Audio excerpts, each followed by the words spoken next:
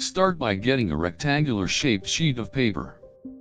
This way, the paper's weight is evenly distributed throughout for optimal flight. Fold the sheet of paper in half lengthwise. Make sure you smooth out any creases before continuing. Then, turn the paper on its side and fold the top two corners inward so they meet in the center. Unfold your paper and fold it in half lengthwise again.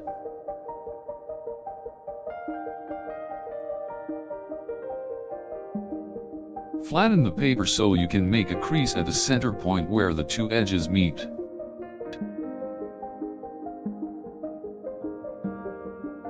Fold the resulting flap down and again make sure to flatten it for a sharp crease.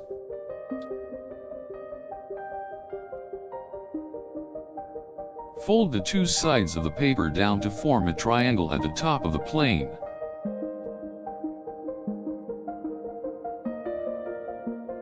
To create the wings of the plane, fold the top two corners inwards so they meet at the bottom center point.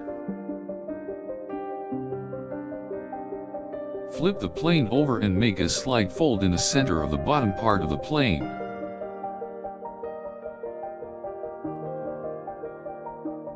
Using the result fold, open up the bottom flaps to create the downward sloping wings. Finally, make a slight fold at the very front of the plane. This will be the nose of the plane. To fly the plane, simply hold it by the nose and gently throw forward.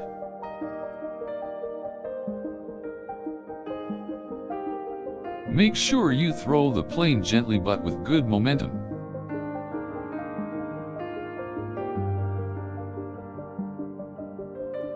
You may need to adjust the flight path if it is going off track.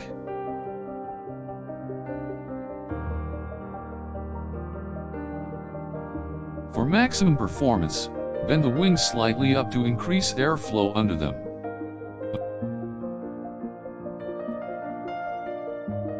Remember to always keep your paper plane dry to prevent it from getting soggy.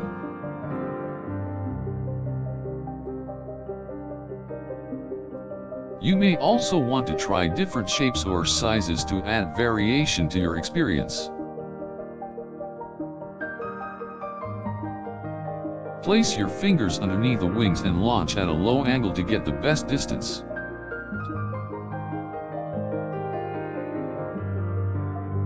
Ensure you always measure the distances so you can keep track of improvements.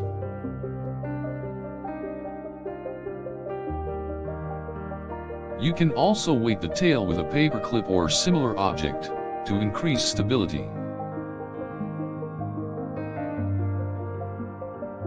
Make sure that the paper clip does not put too much strain on the paper.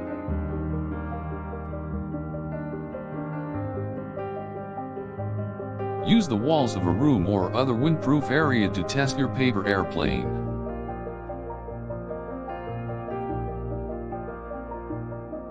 You may also use a treadmill to fly the paper airplane in a straight line.